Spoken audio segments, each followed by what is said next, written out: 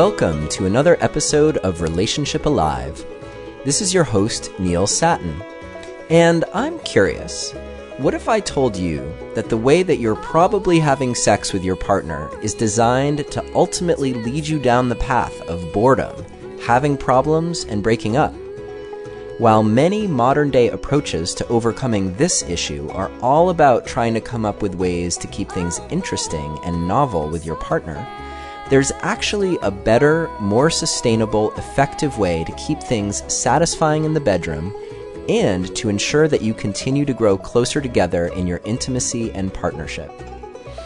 Today, our guest is Marnia Robinson, author of the book Cupid's Poisoned Arrow and moderator of the website reuniting.info.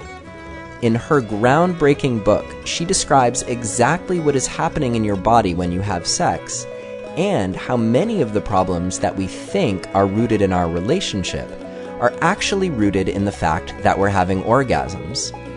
Fortunately, she then tells us how to make love in a way that maximizes our bonding biochemistry. So what it lacks in climaxes, it makes up for in feelings of transcendence, union, and falling more and more deeply in love with your partner. In today's conversation, you are going to learn exactly why and how to make this shift. Marnia is also offering you a free guide to the best bonding behaviors to foster this connection and expansiveness with your partner. And we'll also have an opportunity for you to win a free signed copy of her book. Prepare to have much of what you think you know about sex turned on its head. Marnia Robinson, welcome to Relationship Alive. Thanks, it's great to be here. Thank you so much for joining us. My pleasure. I have to say that I'm so excited for this conversation because your book is one of the few. I mean, many of the authors that I have on the show, I've read their books. They have great information in them, and there's always at least a tidbit or two that really is helpful in terms of something new or adding some energy to either my relationship or my ability to help others with their relationship. However, your book rocked my world. And so hopefully everyone will pardon me from being a little extra enthusiastic for our conversation today. And my hope is that we may rock some worlds in the listeners who are tuning into our episode today. We'll see. We'll see. So I actually came across your book in a counselor's office who was offering some counseling to me and my now ex-wife. And it was really funny because at the time, we went in to see this counselor and she said, I honestly don't think that there's anything wrong with your relationship. You're at a perfectly natural place to be, which for those people who don't know the whole story, and at this point many people don't, we were married for 7 years and we had been together 2 years prior to that, and things had kind of reached a standstill in our relationship, and we felt like we were really at an impasse and were really strongly considering whether we just needed to get divorced. We ended up getting divorced. But at the time, the counselor said, there's nothing wrong with you. You're at a totally natural place. Have you thought about karezza? And we were both like, well, we have no idea what you're talking about. And she pulled off of her shelf your book, Cupid's Poisoned Arrow. And she just said, you have to read this and then we'll talk and see if you really think you have a problem or not. Now, I was gung-ho and really curious, and my ex at the time, she wasn't so curious. So that ended that particular version of the experiment. But I did read your book, and it completely opened my eyes to a new way of seeing relationship, to a new way of seeing how sex, like the role of sex in a relationship, and how it can work for us and how it can work against us. So, Marnia, I'm wondering if you can take a moment and just explain for our listeners the basic premise of Cupid's Poisoned Arrow. Well, briefly, it's about the effects of sex on the brain, and particularly the effects of orgasm. And while we think of orgasm as just being that glorious ecstatic high, there's actually more to it at the level of the brain.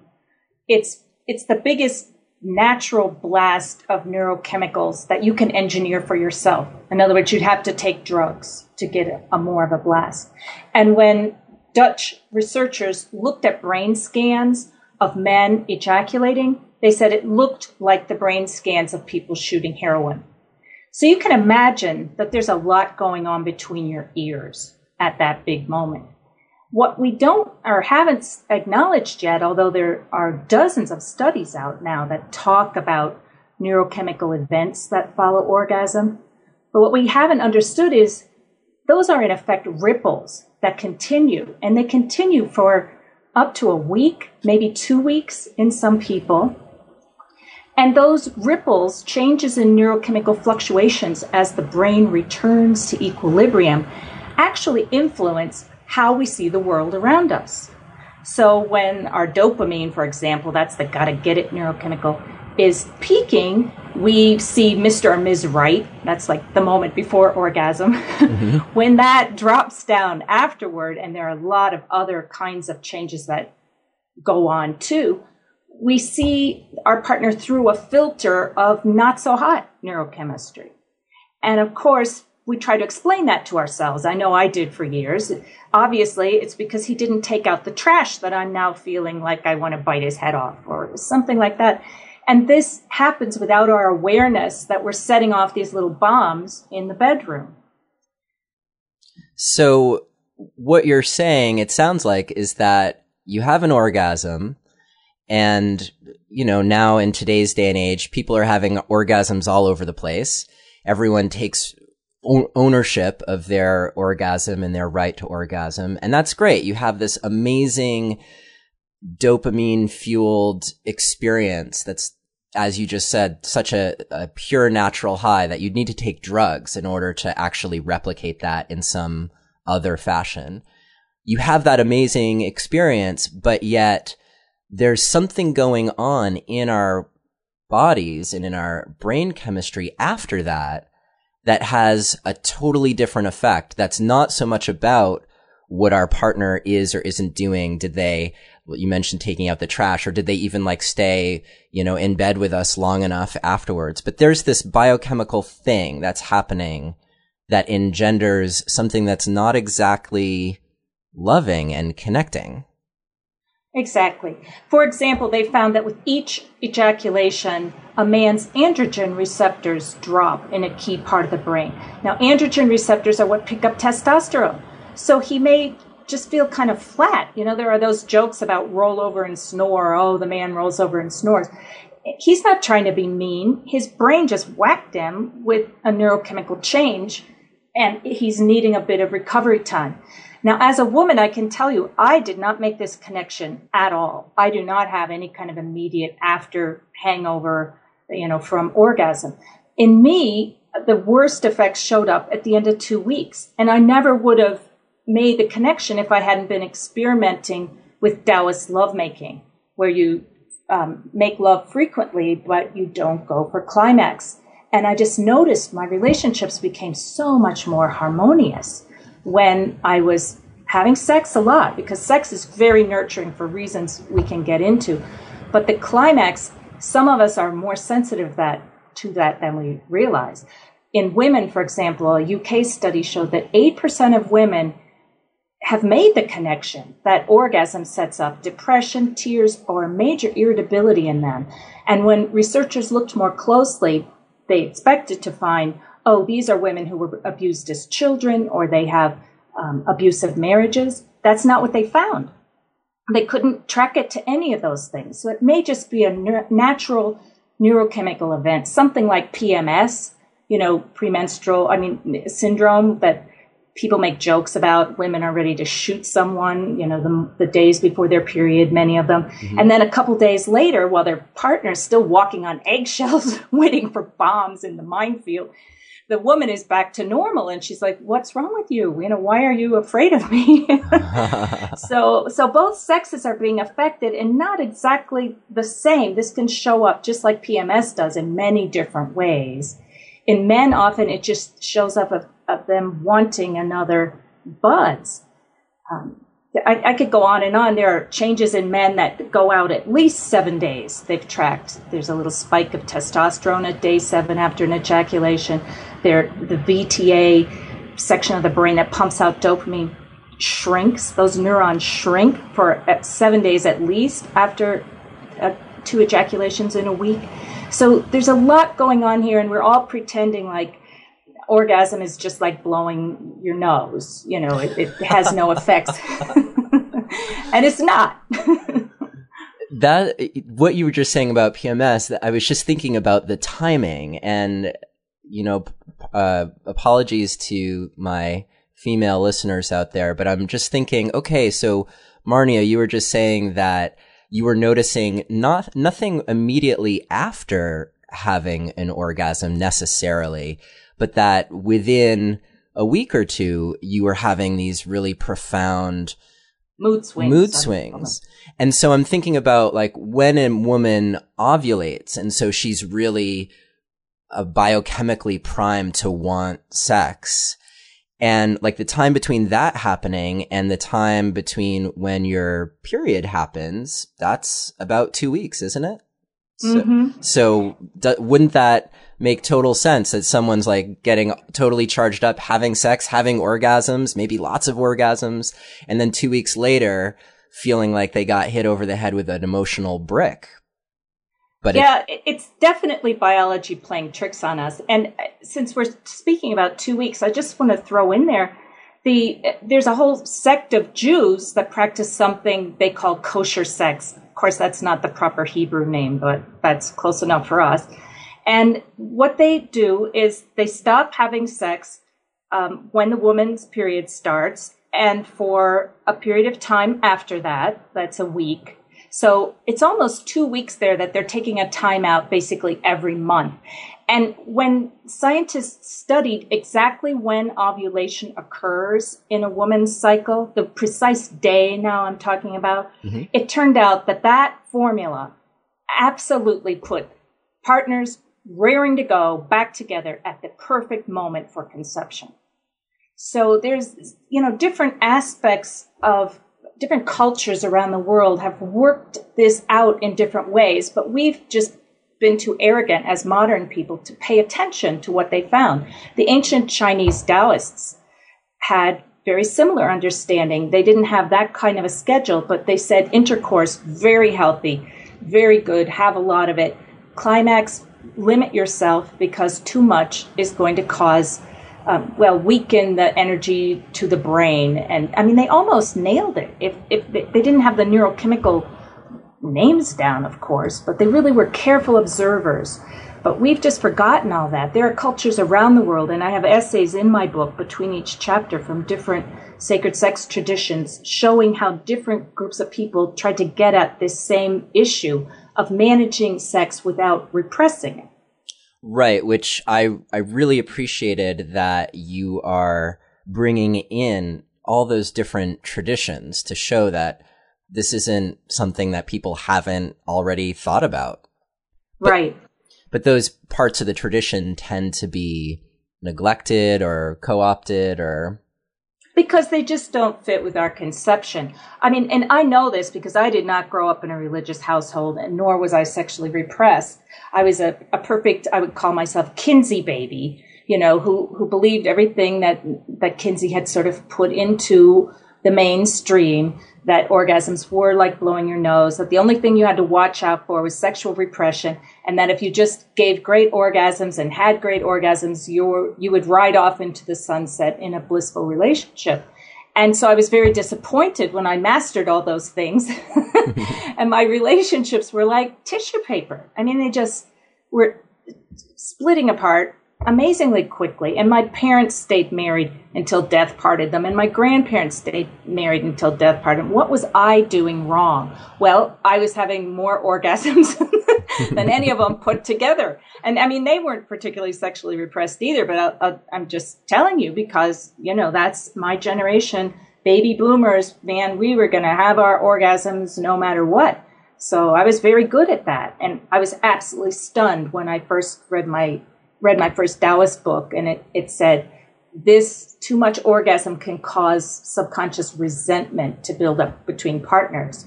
I couldn't believe it at first. And I think often people read my book and that's their first reaction as well.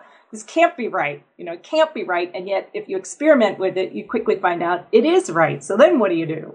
We're getting to this point in the conversation where when I'm having this conversation with friends of mine or people that I work with, this is typically where someone speaks up and says, wait a minute, are you saying that I can't have orgasms or that I shouldn't have orgasms?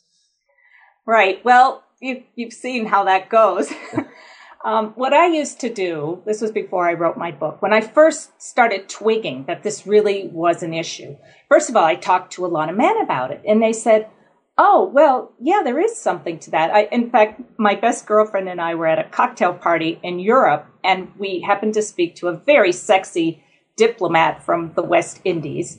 And we were telling him about all this stuff, and he said, of course that's right. He said, why do you think the man says, oh, shit, when he comes? Now, I had never heard that from a man, but in his culture, the benefit and pleasure from sex clearly came from intercourse, and he didn't want it to end. Do you see? So he didn't like that ending feeling. So after I heard some of these things from men, I thought, well, I'm going to get a whole case of the book that I first read about this, which was called Taoist Secrets of Love, Cultivating Male Sexual Energy. Now, it's a book by men for men. And I would just keep that on hand. And the minute anybody was even faintly interested in this or feeling hostile because the topic came up, I'd just say, hey, read this book and tell me what you think. So I found that would keep people's projections of their natural hostility to this idea off of me personally and redirect them to this book. And then over the years, I realized that I felt like there was more information that people needed than was in that book. Plus, women were quite hostile to the idea of passing up orgasm, too. So in my book, I tried to tell my story so women could hopefully see some of their own experiences in that. And then I met my husband, and he added all the science because he, too, got benefits, to his astonishment. And then he went digging for the science. How can this be? And he found quite a lot of it, some of which I've already alluded to.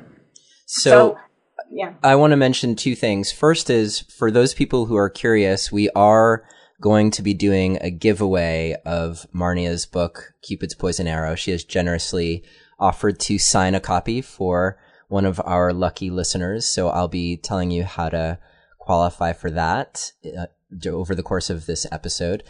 And the second thing that I wanted to do is to take a moment and just sort of quickly summarize where we are in this conversation. So we've talked about how if you have orgasms or orgasmic sex, it sets off this chain reaction in your body and in your brain, whether you're a man or a woman, that ultimately leads to feelings of dissatisfaction, depression, could be mental fogginess. And what I read in your book is that the whole purpose of that is it's about our genes finding the best way to express themselves. It's basically we are engineered to grow dissatisfied with our sexual partners and move on to someone else. Well, that's true. Evolution does not like monogamy or pair bonding of any kind. And the reason is if you have your offspring with different partners, those offspring have more diverse immune systems. So if the plague rolls through town, your genes have a better chance of making it through these kinds of, viral and biological disasters if they're in different buses that have different immune systems. So that's why there are only 3 to 5% of mammal species that pair bond at all. And we are in that weird 3 to 5%. Because we have the brain mechanisms that do allow us to fall in love and that make us yearn for a sustainable relationship. Now, I don't mean every single human being yearns for that. There are always outliers in any characteristic of this type. The other thing I wanted to go back to, because I don't want anybody to be left confused, is that for the first couple years or less of a relationship, lovers are jacked up on a very special neurochemical cocktail, which I call honeymoon neurochemistry. So if you're in a new relationship, everything I'm saying will not make any sense to you at all. Well, it won't, because you're sort of in that blissful, high where there may be these ups and downs, but you just look past them because you're jacked up on extra dopamine and adrenaline and nerve growth factor, and you have lower serotonin, which can make you obsessed with your partner and so forth. But within 2 years, Italian researchers have found you come back to normal. And that's when you can really start to see these mood swings and changes in perception of your partner can start to creep into your relationship. So if you're in the honeymoon phase, then you're probably not experiencing what we're talking about. You probably stopped listening already. But if you are still listening, can you talk just for a minute about what you wrote in your book, which was that it was important for you to, or it's been important for people to start relationships with karezza versus it's much harder to switch to karezza or something like that. Am I getting that right? Yes, if you're lucky enough to have this information before you start the sexual part of a new relationship, it can be a really good way to ease into your relationship. And then you can try conventional sex down the road a little bit and see what you notice. If you try to do it the other way, you'll find it very confusing to mix or to connect cause and effect, because the ripples that I'm talking about can have effects out a week or two. And if you're mixing conventional sex and karezza, you really can't figure out which one was the benefit. And your brain will tell you that it was always the orgasmic sex that provided the benefits, because that's what gets sperm connected to egg. So, we've all evolved to believe that's the answer and never question that. So if I'm not going to have orgasms, what am I going to have? Well, hopefully you're going to have lots of intercourse, and preferably rather gentle intercourse that is not goal-driven. And what couples on my site have discovered is that even if you slip into orgasm without intending to, it doesn't have quite the same neurochemical cocktail as it does when you really go for it. So, for example, you want to make love in waves. You get aroused during your lovemaking, and then you calm back down and just let everything rest and get aroused again and calm back down. And you'll find that if you do that, gradually your body learns to sort of pace itself to that, and there's no discomfort, and you really feel well fed at the end, like you really got your needs met. But you have to be careful not to get too close to the edge, because that can cause physical discomfort, known as blue balls or lover's nuts in the vernacular. The ancient Taoists had a cure for that, by the way. It's cold water. They regard that as being in an overheated yang state, and that cold water, or yin, turns you to comfort levels. And people have reported that that is indeed the case. The second thing I want to talk about, in my book, I talk about the importance of daily bonding behaviors. So is this a good time to get into that? Yeah, and maybe set it up by talking about how we have these two programs running, one being the mating program, which is all about dopamine and seeking and that passion-fueled, orgasm-producing, probably separation offspring. Producing. Exactly. So you have that on the one hand. So what is the other program? And in a way, this is sort of a form of biohacking, right? Where you're using. Yes. Okay. So let's talk about it. It is a way of hacking your biochemistry. So as I said, humans are pair bonders. We're in that tiny group of mammal species who are pair bonders. That means we have very special mechanisms in our brain that permit us to fall in love. And in the book, I explain how scientists discovered this in little mouse-like creatures called voles. But there are definite mechanisms in a pair bonder's brain that respond to, that allow you to bond with a person as opposed to just the experience of getting off. So it's a unique person you become wired to some degree or for some period, but that's what makes that possible, is things in your brain. Now, pair bonding evolved before humans could speak, of course. So pair bonding works on signals that are very primitive, that speak to a primitive part of the brain. They all evolved from the same kinds of signals that keep mammal caregivers attached to mammal infants.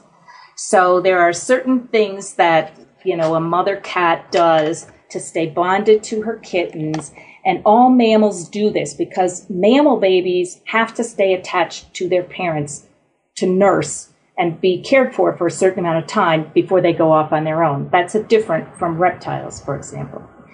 Now, in human lovers, these same signals, which psychologists call attachment cues, which I call bonding behaviors, these same signals, slightly modified, are what enable lovers to bond. So things that you go watch your favorite romantic movie and you'll see a lot of these things: smiling with eye contact, skin to skin contact, gazing into each other's eyes, kissing with lips and tongues, holding, spooning, wordless sounds of contentment and pleasure, those sounds that have nothing to do with logic or words. They're just sounds that speak to that primitive part of the brain. Stroking, hugging, gentle intercourse I would put in that category as well. Obviously, touching and sucking of nipples or breasts. And these kinds of bonding behaviors deliver this soothing message to the amygdala in this primitive part of the brain that lowers our defenses and makes it easy for us to feel safe with this other person. Now, obviously, new lovers do this a lot, but as these weird cycles of highs and lows start to creep into the relationship, especially after the honeymoon period, couples tend to drift apart and they're not engaging in these behaviors. And these behaviors need to be almost daily to keep us feeling close at this subconscious level. So just for our listeners, I want you to know that Marnia has also provided us with a list of bonding behaviors that you can download from my website. If you go to neilsattin.com/Cupid, that will bring you to a page with the show notes for this episode and also the opportunity to download this bonding behaviors guide. And if you do that within the first week of this episode airing, that will also qualify you for the giveaway that I mentioned earlier of Marnia's book. Another way that you can qualify for that giveaway, or if you're curious about the bonding behaviors and maybe you're driving in your car and you can't go to a website right now, if you come to a stoplight or you have your phone handy, you can just text the word passion, PASSION, to the number 33444 and just follow the instructions, and that will tell you how to qualify for the giveaway and how to download Marnia's bonding behaviors guide. And you also explain these almost like a program to follow in Cupid's Poison Arrow that you call the exchanges. Is that right? Yes, I found that I was a big cheater when I was trying to learn this. In other words, I kept going too close to the edge and trying to dazzle my partner with my amazing foreplay skills and all sorts of things like this. And I really needed some structure. And if you imagine you're in a new relationship and you're trying to stay on course with this. It's very tough, and neither lover knows, oh, well, should I stop things because it seems like we're getting too heated up here, or shouldn't I? And they don't want to be the one to pull the plug. So it's just easier for some of us to have a structure. So what that is exercises that you can do for 3 weeks. Each night is a sort of adventure with a little thing you can do that's based on attachment cues that I just discussed. But you could make up your own, too. There's no magic in the activities. The activities work because bonding behaviors work. So if you're disciplined and you can come up with your own attachment activities every night, then you don't need the exchanges. But for some of us, it's very helpful to have 3 weeks of ecstatic exchanges to keep us on course.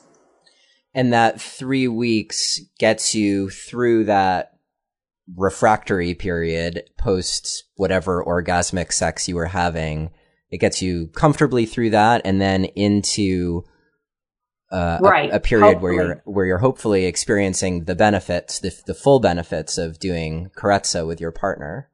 Right. And then you can have a good taste of what we're talking about. And so what is that experience like? And I ask this because a lot of people who are struggling in their relationships, what they're struggling with is a lack of passion.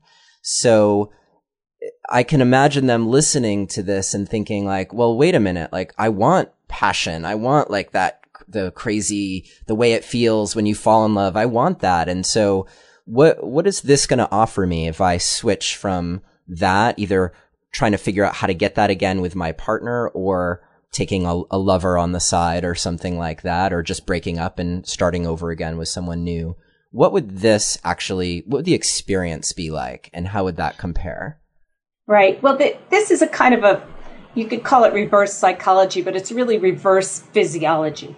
If you want to make yourself more sensitive to pleasure, you want to reduce stimulation, but still get all the benefits of those attachment cues to release pleasurable neurochemicals in your brain. There's a wonderful TED Talk by a man named Doug Weil called The Pleasure Trap.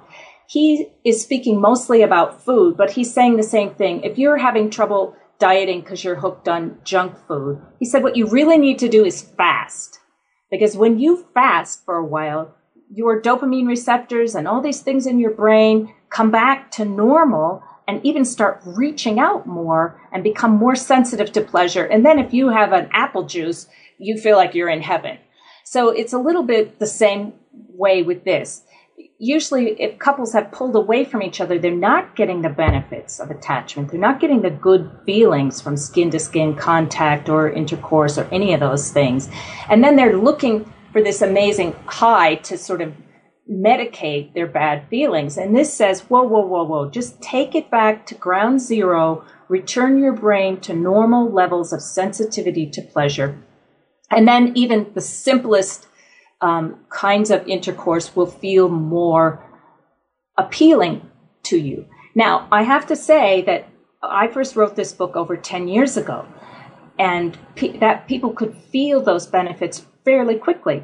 Within a few weeks, no problem. Today, young lovers are being pounded by extreme stimulation. Some of the women have learned to get their orgasms from vibrators. Well, that's going to make it's going to be a while before their brain returns to normal sensitivity so that a penis, feels good to them again. Same with men who are using a death grip for masturbation and watching a lot of internet porn with a constant novel stimulation and so forth. It's going to take their brains longer to return to this ground zero point of normal responsivity to pleasure.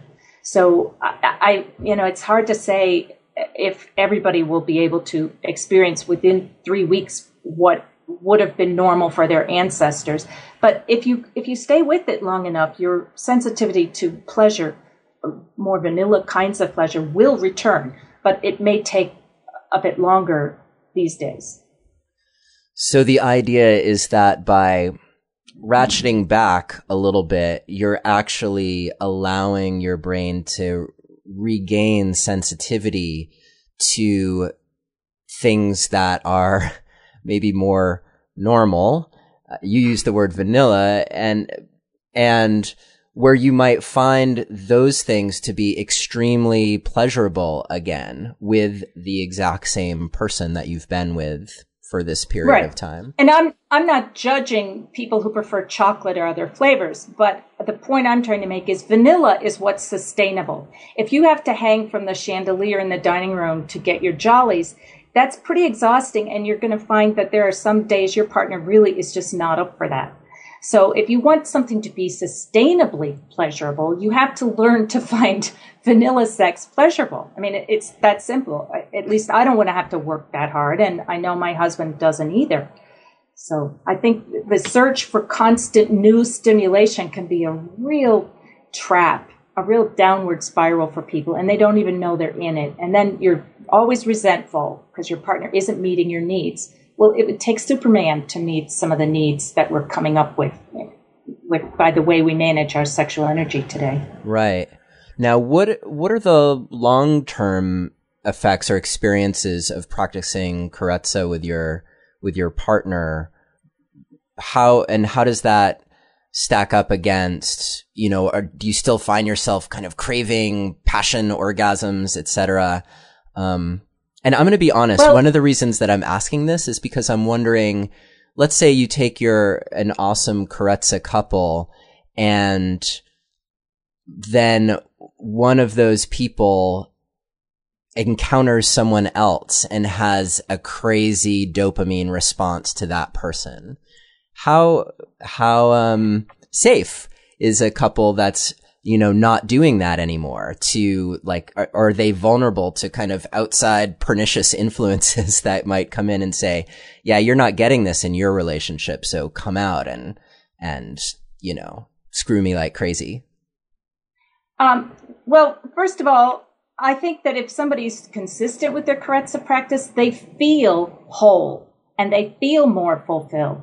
So they're not coming from a sense of lack. So they're not as vulnerable to that sort of thing. If they're mixing karezza with conventional sex, then all that goes out the window, because during the low periods of recovery, that urge for, I just need something more stimulating could push you anywhere. It can blow your sails in any direction.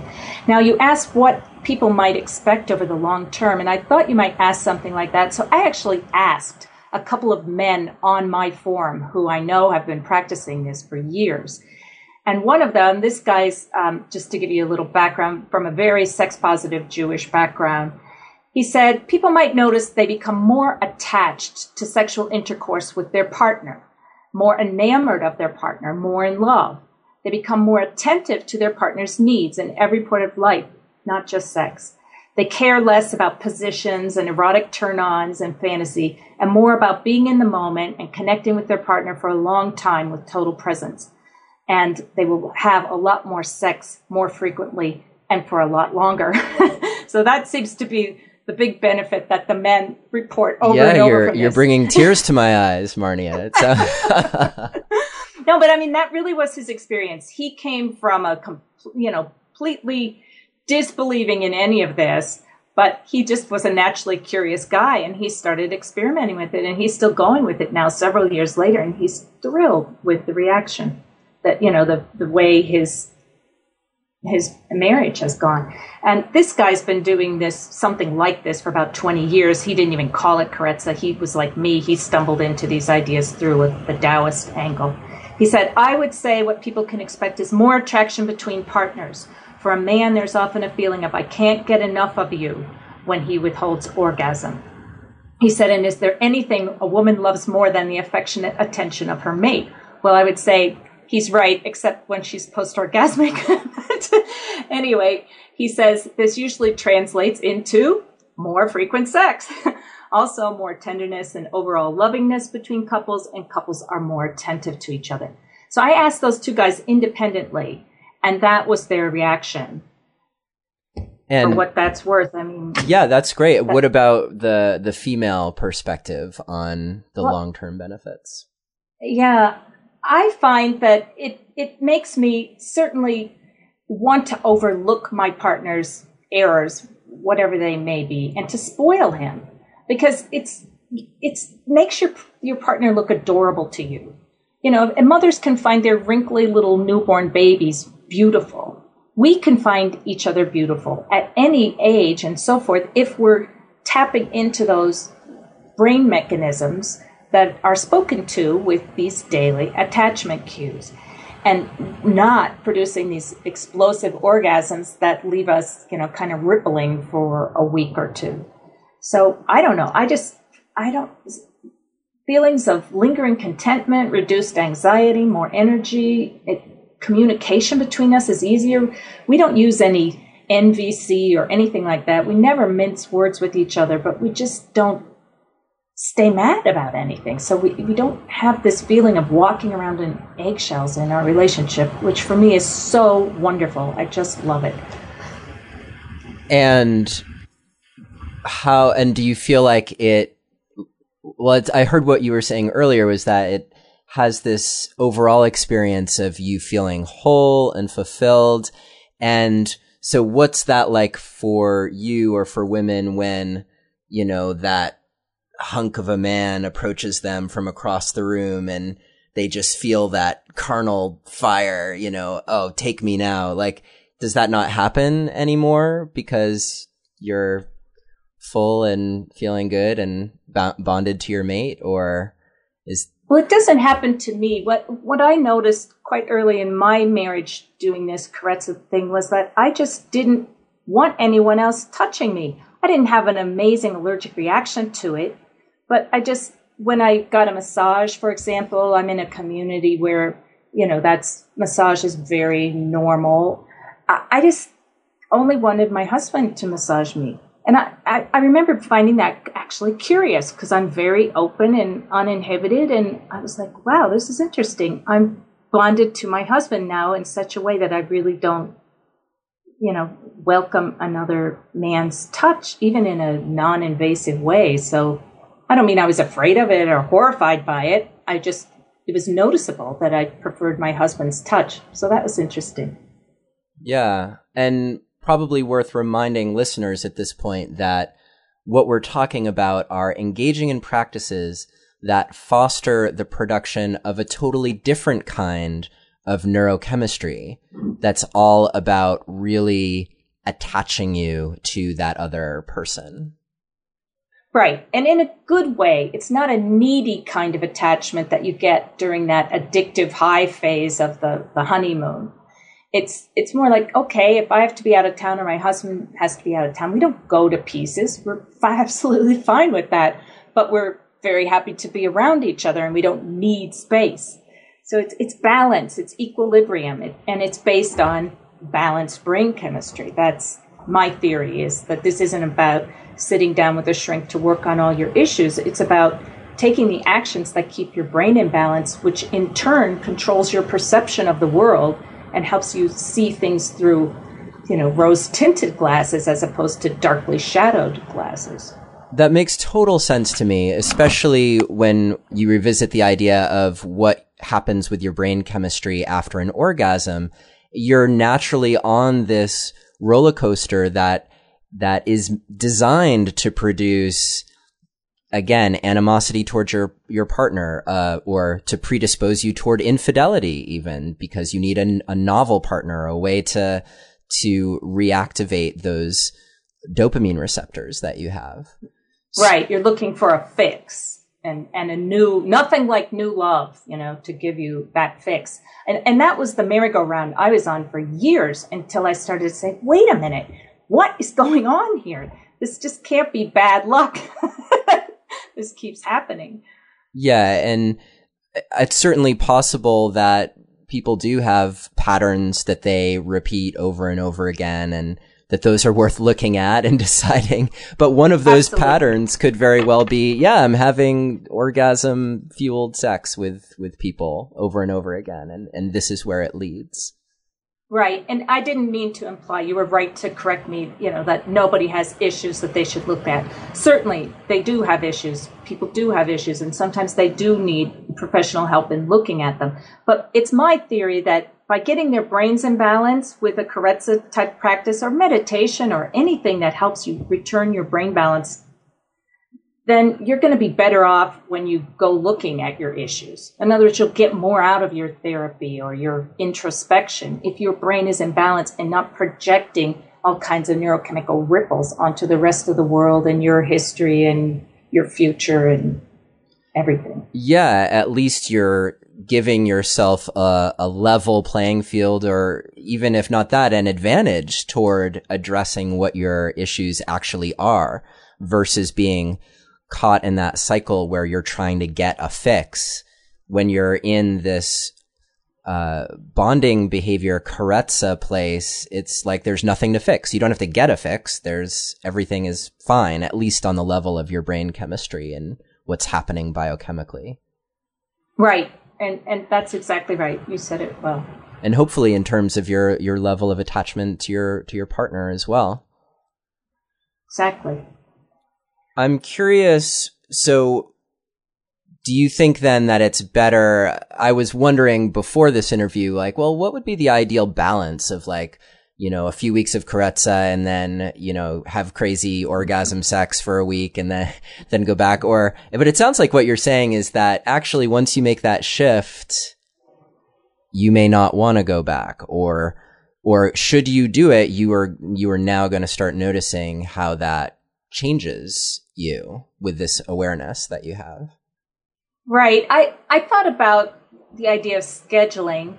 I do think people should schedule intercourse because, if they're having trouble because life is very busy or whatever, it's very important to get that intercourse time in there. So I think that can be extremely helpful. And with karezza, you don't need a whole lot of spontaneous excitement to make anything happen. So you can certainly at least just connect genitals and lie still if you're too tired to do anything else.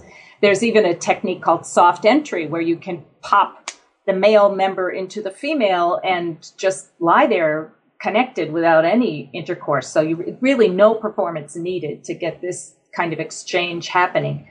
The problem with scheduling orgasms is that it seems to be the orgasms you go for that cause the biggest hangover. So if you say, okay, Saturday night's it, honey, we're going to go for orgasm, then that rush of dopamine that it takes to get you over the top sometimes can create bigger ripples than if you're just nosing along, not ever trying to go for orgasm, but occasionally it happens, which occasionally it does. I should warn your listeners that sometimes you just are going to flow over that waterfall. And people say if they haven't really been going for it, they don't notice as much of a ripple afterwards. So that's one tip.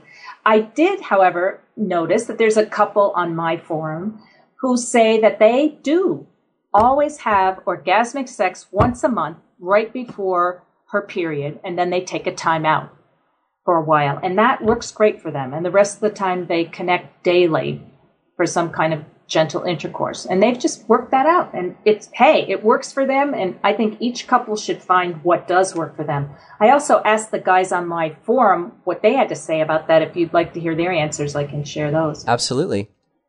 Okay, one of them said, the first guy said, the ideal ratio is 100% karezza. He said, but that is not practical. The body sometimes wants to have an orgasm, but there's no way to make this a thing like I'll try this every 3 times we have sex.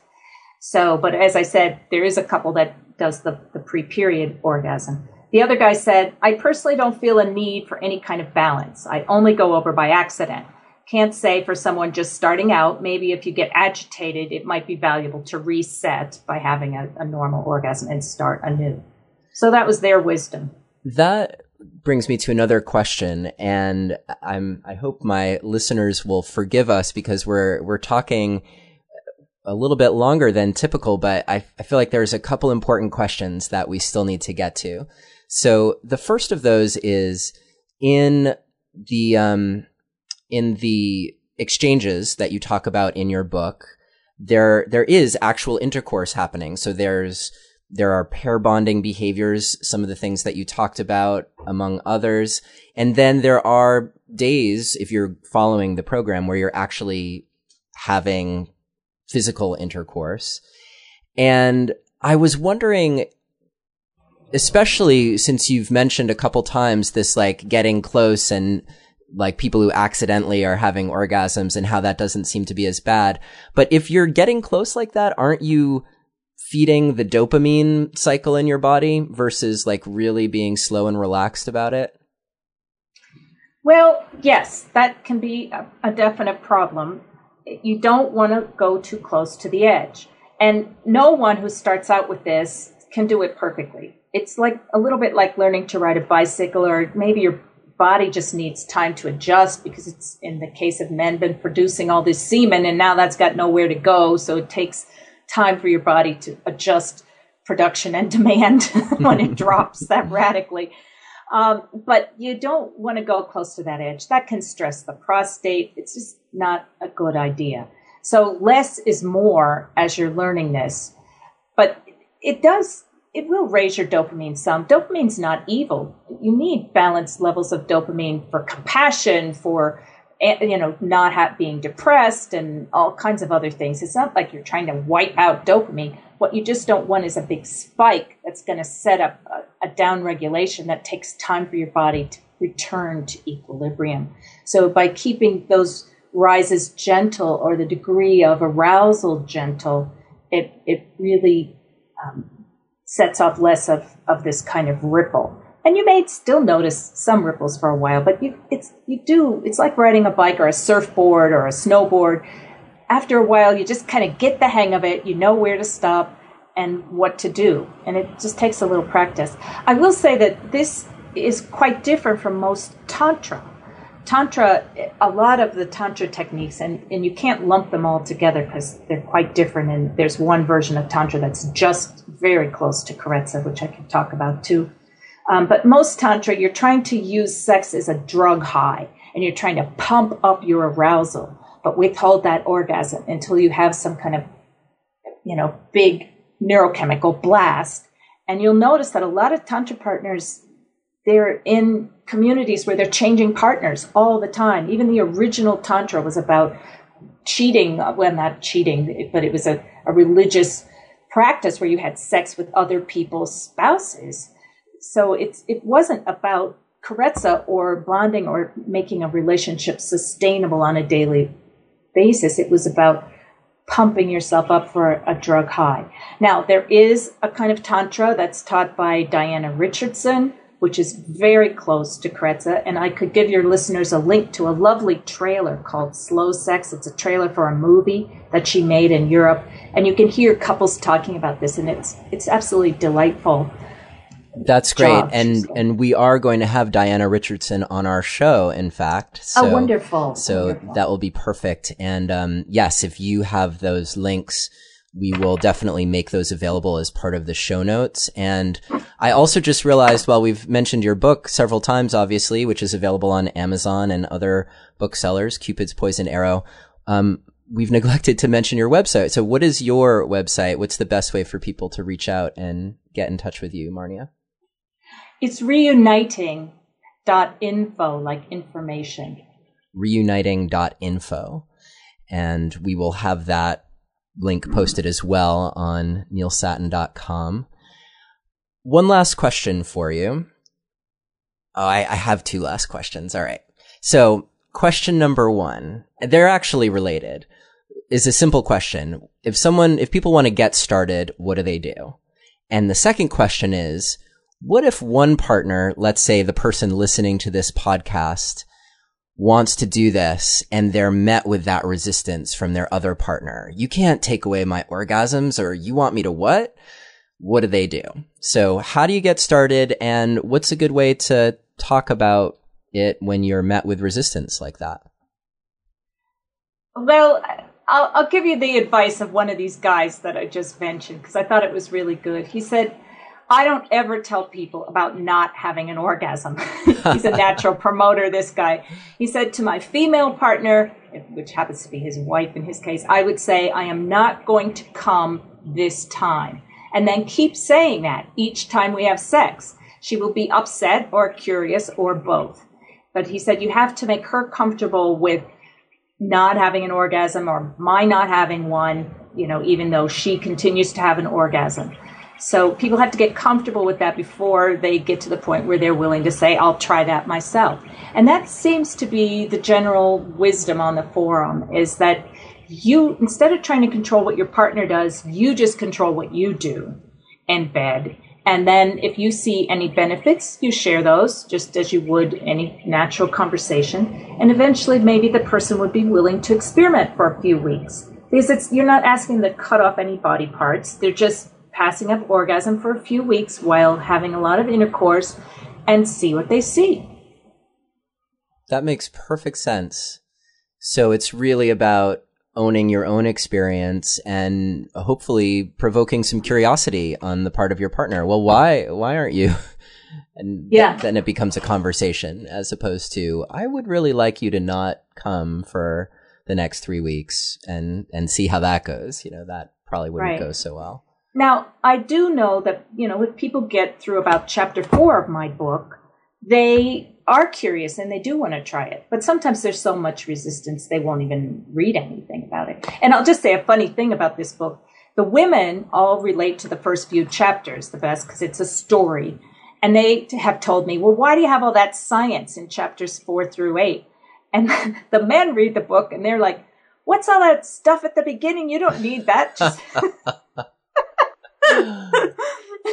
It's true. It definitely creates desire, some dopamine fueled desire for the latter part of the book where you actually get to I remember when I reached it the first time, I was like, finally, okay already. I'm convinced. You have thoroughly convinced me. What do I do? So for people who want to get started, obviously reading your book is great. And I think that it is really helpful to be thoroughly immersed in the understanding of what approaching sex in a traditionally orgasmic way is doing to you. It's so helpful to really have a thorough understanding of that. And your book does an amazing job of laying that out. There's no way you can read that and not at least be curious, if not downright convinced. Oh my word, I have to try this in a totally different way. So let's say that someone has read the first part of your book, or at least listening to this interview, they're intrigued and they're like, all right, well, what do I do? Hopefully they can download the bonding behaviors from the website, and that would be a good place to start. But what would you say to them, tonight or for the next few nights with their partner? What should they try? Well, they can make up their own attachment cues, exchange massages or foot massages or head rubs or something that's not a foreplay-driven activity, that's just nurturing your partner in a way that's going to relax that primitive part of the brain and make it bond more emotionally.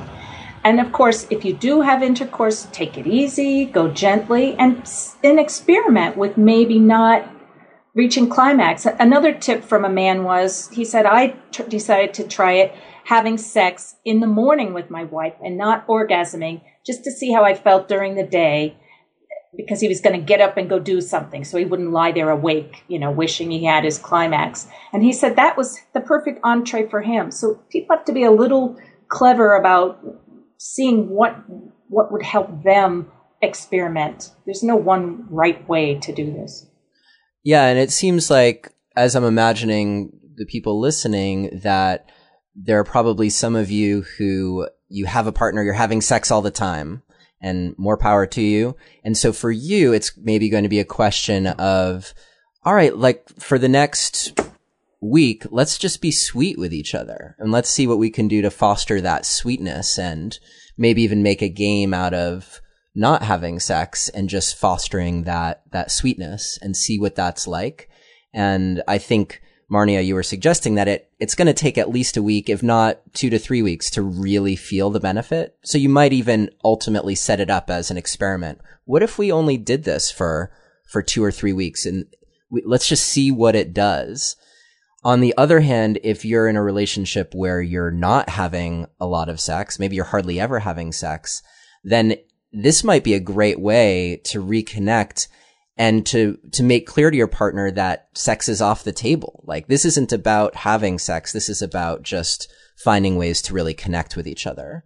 And right. Taking off performance demands is hugely beneficial. Any sex therapist will tell you that too, by the way. Yeah. Yeah. And a lot of the time when people aren't having a lot of sex, then there's one person who really wishes they were. And so there's this weird dynamic that goes on of pursuing and distancing. And so this takes that right off the table and allows you to hopefully get to a new place of fueling the oxytocin in your relationship, which is what's going to help you feel really connected with your partner. Right. And it's surprisingly satisfying. And once you make that discovery, then you realize, oh my gosh, I can feel satisfied without getting that climax that I thought I so desperately needed. And that will just set you up to stay with the practice for longer and be willing to experiment with it. But you have to first learn how to nurture yourself really well without climax, and then you can take it from there. Well, Marnia, thank you so much for being on our show today. You're just such a wealth of information and humor, and it's been really a delight to chat with you about your book, Cupid's Poisoned Arrow. And to remind our listeners, you can visit Marnia's site, which is reuniting.info. And you can also find out the link to her site by visiting neilsatin.com/Cupid, which will give you the link to download her bonding behaviors guide that she so generously offered us. And if you download that guide or text the word passion to the number 33444 in the next week after this episode first airs, that will also qualify you for the giveaway of a signed copy of Marnia Robinson's book, Cupid's Poisoned Arrow. So thank you again, Marnia, for being on Relationship Alive today. It was a pleasure. And thank you for listening to another episode of Relationship Alive. If you like what you've heard and want to make it easier for other people to find out about us, please take a moment to subscribe to our podcast and to rate and review us on iTunes. If you have questions or comments or want to continue the conversation, you can always join our Relationship Alive community Facebook group. And for more information about today's episode, visit us online at neilsatin.com/podcast. Or you can always text the word passion, PASSION, to the number 33444 for more information. Finally, do you have a burning question that you're hoping we can have answered here on Relationship Alive, either for a future or past guest? Let me know and I'll see what I can do. Take care and see you next time.